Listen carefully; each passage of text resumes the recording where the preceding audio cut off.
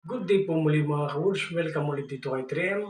Welcome po dito sa FB page, 3M FB page, 3M YouTube channel at 3M TikTok. Yan po, ano? So marami pong salamat sa inyong panonood at nandyan pa rin po kayo at sumusuporta sa ating pong mga videos.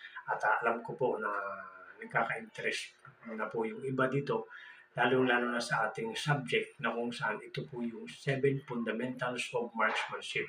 No, natalakay na po natin yung number 1 ay yung stance, number 2 ay yung grip, number 3 yung sight alignment, number 4 ay sight picture, and ngayon po ay yung number 5 yung breathing control. Yan po, napaka-importante ng breathing control natin.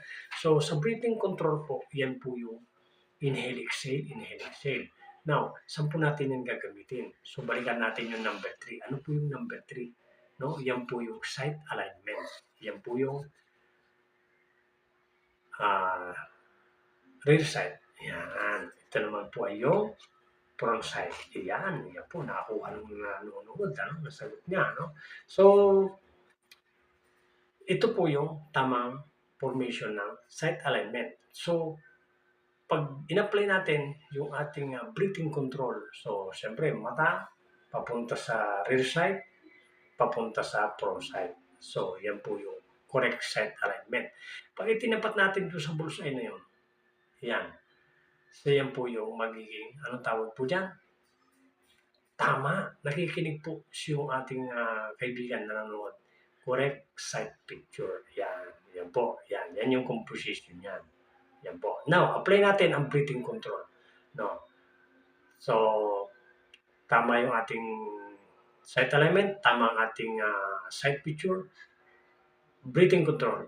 Inhale, exhale. Inhale, exhale. Respiratory pause, 2 to 3 seconds. Inhale, exhale, boom. Inhale, exhale, boom. Inhale, exhale, boom. Pagpuputok, kailangan po naka-exhale, sabihin walang hangin. Ano po? Dahil pag may hangin po kayo, ang itsura po ng inyong baril nakaganyan. Yan po. Saan ang tama? So, nasa baba po. Inhale, exhale, boom. Yan po yung breathing control. Respiratory pause, 2 to 3 seconds, boom. Yan po. Ma-maintain nyo lang po yan. Breathing control, dahan-dahang kalabit, po. Yan po yung ating breathing control. Maraming pong salamat. Hanggang sa muli.